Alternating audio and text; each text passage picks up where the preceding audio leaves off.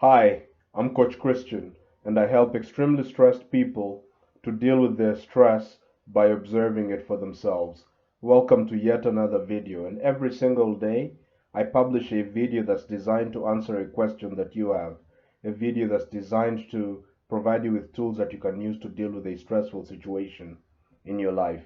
So let's actually go into the question of the day. Coach Christian, I keep having these mood swings. One moment I'm happy, the next moment I'm so down and saying to myself, I can't do this anymore. Where do these mood swings come from? And how can I be more stable? Coach Christian, I keep having these mood swings. One moment I am happy, the next moment I am so down and saying to myself, I can't do this anymore. How do these mood swings, where do these mood swings come from? And how can I be more stable?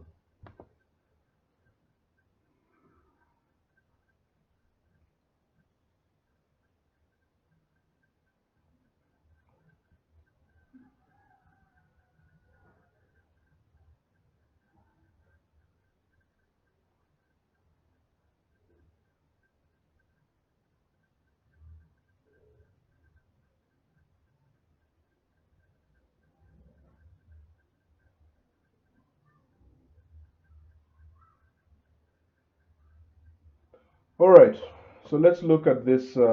Let's look at this question. So what you're experiencing is mood swings, and I mean, just for pretty much any human being I know, this is the case, right? We always undergo mood swings.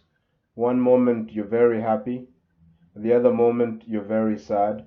One moment you're excited, the other moment you're curious, the other moment you're depressed, the other moment you're angry. So there is such a thing as an emotional state, or let me just call it a state, right? It's, and the state that you're in, let's say the sad state, has certain characteristics, right? It's characterized by, let's say, a certain way of thinking, right? So let's put it this way: the state in which you're in is it depends on about three factors, as far as I've observed. The first factor is the thoughts you're thinking; those determine your state. Um, the emotions you're experiencing, that's another thing that determines your state. And the other one is the posture of your body. Those three things determine the state that you're in. And notice that all of those things are in your control, right? The posture of your body, uh, the emotions that you feel, those are also in your control, although it seems like they're not. And then the thoughts that you think. But these are the three things that determine the state that you're in. So, for example, when you're excited, right, your body is in an open posture, right? In an open posture, you're raising your hands, you expand. This is one of the traits that creates a more excited state. And if you're excited, maybe you're smiling, right? So this is on the level of the body, okay? The other thing is you're gonna be thinking about possibilities. You're gonna be thinking excited thoughts, right? Wow, I can do this, or wow, I'm so excited to see you. You're gonna be more forgiving. These are all the thoughts that are associated with an excited state, okay? And of course, in your emotions, you're feeling excited, right? Okay. Uh, and then there's all sorts of other states. There's the sad state or the depressed state. In the depressed state, your body is not expanding, your body is contracting. You're like this, you're down, low energy. It's kind of like you're preparing to die. In a way, you're dying, right? In the depressed state, you're kind of dying like this. You've contracted, you're looking down, you don't want to talk to anybody, you don't have the energy to do anything, you're not excited about anything. You could see it in the physical body by the contraction. The other way you could see the depressed state is by the thoughts you're thinking. Your thoughts are about, I can't do this anymore, I can't go on like this life sucks, this is too much suffering, um, I need to take a break and just chill. All these are thoughts that are coming from the depressed state. And of course, the feeling in your body also is just a contraction feeling, right? The emotions are just low emotions: sadness, depression, despair, etc. Okay, so this is the reality. So now, for most human beings, well, just every human being I've ever met, their emotional state is not determined by them.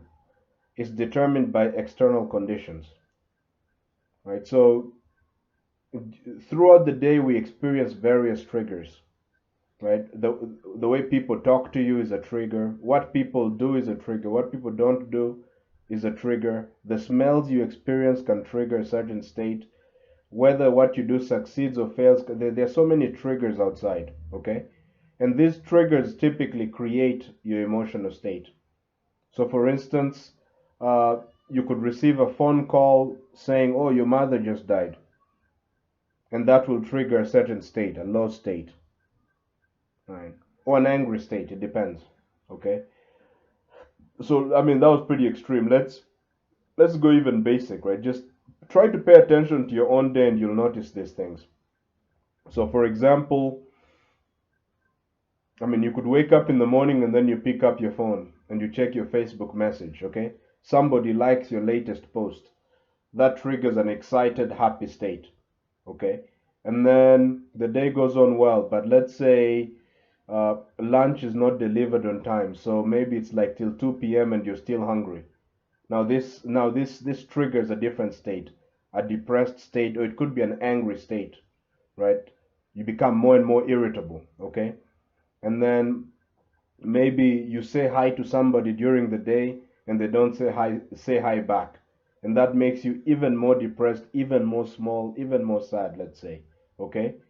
But then during the day, in the evening, you usually do some physical exercise. So you decide to go out for a run, right? And because you're running and you're in an active state, running around, you become excited again, right? For most people, like our emotional state just fluctuates from moment to moment, and our emotional state, our state of being is determined by all these triggers. All right.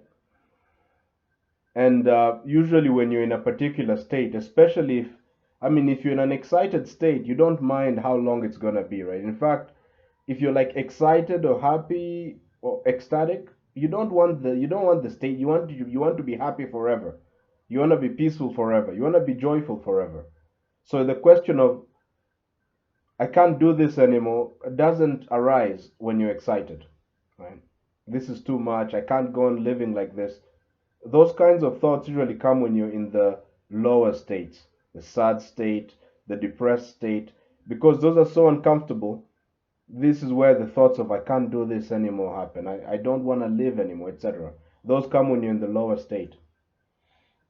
So here's the key, first of all, right? So at least if you pay attention, you'll realize that because your internal state is controlled by external triggers, and by the way, the thoughts are also external.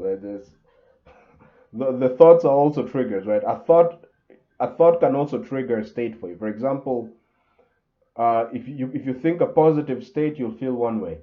If you think a positive thought, you'll feel one way. If you think a negative, scary thought, let's say, "What if I lose my job?" you feel a different way. So the thoughts are also controlling your state, and the thoughts are also external. Right? If you pay attention, you'll realize you're not your thoughts. Your thoughts are also external phenomena. Thought is also external trigger for your internal state, or for your state. Let's just put it that way. Yeah. So, so really, you're not worried about the joyful state. What you're worried about is the depressed, the sad, the angry, the stressful states. Okay, those are what you're worried about. You want to know how to stop them, right? You don't want them to happen. And usually, one thing you'll realize when you're in one of these states, it feels like they'll go on forever. So I'm going to ask you to make the following observation. Try to find out, right? And comment below. Is there any negative state you've ever been in that lasted forever? Have you ever been sad forever? Have you ever been depressed forever?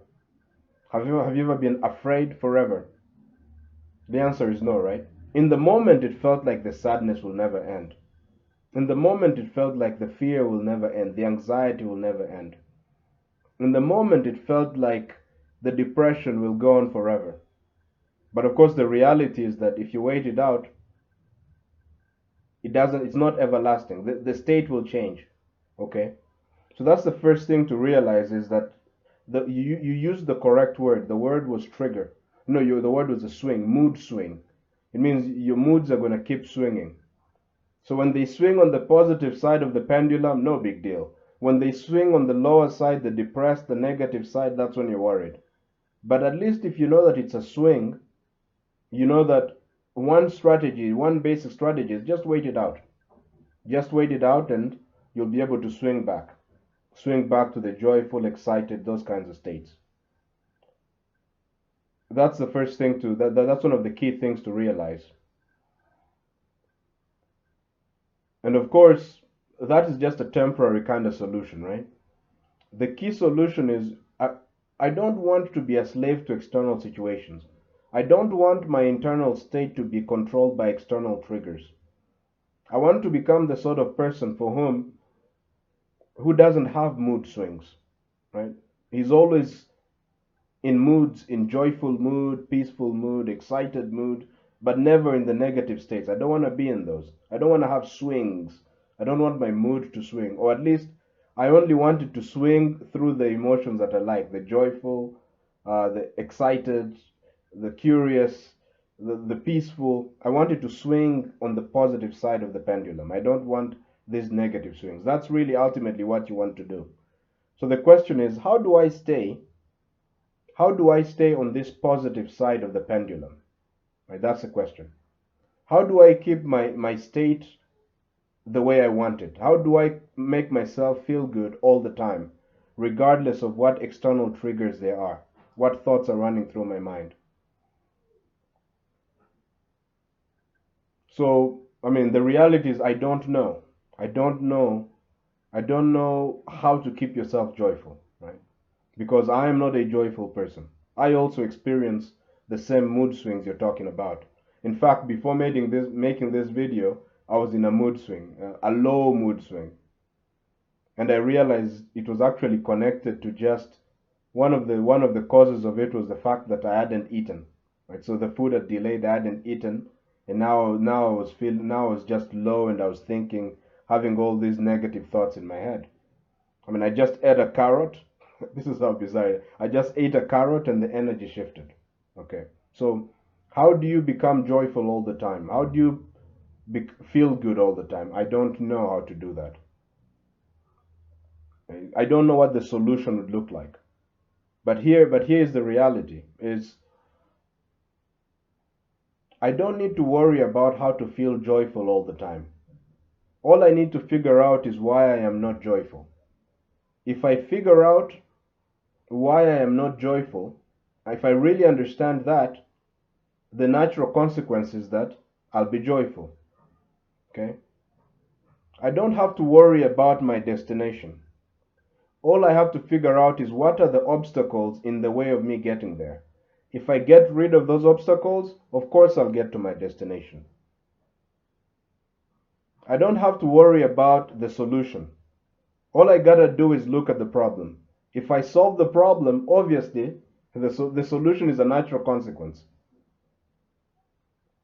I don't have to worry about how to be joyful. All I need to figure out is what is stopping me from being joyful. I just need to pay attention to the misery. I need to pay attention to the negative swings. Let me pay attention to those negative mood swings. If I understand them, the more I understand the negative mood swings, the better able I will be to swing back to where I want to be. I don't know if I'm making sense to you or not. So I'm saying you and I, both of us don't know how to be joyful. So let us observe our misery. Let us observe our negative mood swings. Every time we observe these mood swings, we'll understand better how we generate misery for ourselves, how external events trigger us into a negative state. The more we understand this, the better, the less likely we are to be completely caught up in a mood swing, and the better able we will be to steer ourselves back into the positive state. So these are not just theories, these are things that I've actually observed. Even though I don't have a total solution for being joyful, what I have observed is that by paying attention, by observing my misery, I've been able to create, I'm no longer, what I observed is that I no longer get totally lost in a negative state. I don't become completely depressed. There's always a bit of awareness, a bit of the realization that this is not going to last forever. Right? The more you observe misery, the less miserable you become, is what I'm saying. Or in another way of putting it, is the more joyful you become.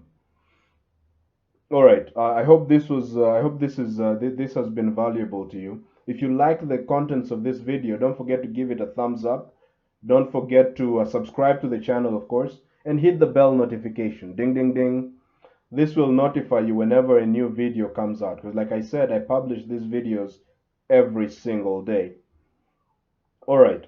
What's coming up next is look. If you love this idea that I've been sharing about observing the mood swings, observing the negative state, and even observing the positive mood swings, is paying attention to both of them and using that observation to help you consciously create the kind of state you want to be in, well, then I have a tool that can help you. Just go to the description of this video and click on a link called the Observe Approach. This will give you free and instant access to a simple but very powerful method that you can use to observe any problem that you have. In particular, you can use it to observe your mood swings. And then the final thing is this. I'm going to add more resources in the description of this video. And these resources are going to be like videos that can help you if you're kind of at the low point in the pendulum, if you're feeling very negative, maybe feeling suicidal or afraid, all that stuff. And I'll be able to add more and more resources. Some of them might not even be me. There might be videos to people who really understand these things better than I do. Right? Otherwise, look, thank you very much for watching this video and hope to catch you in the next one. Bye.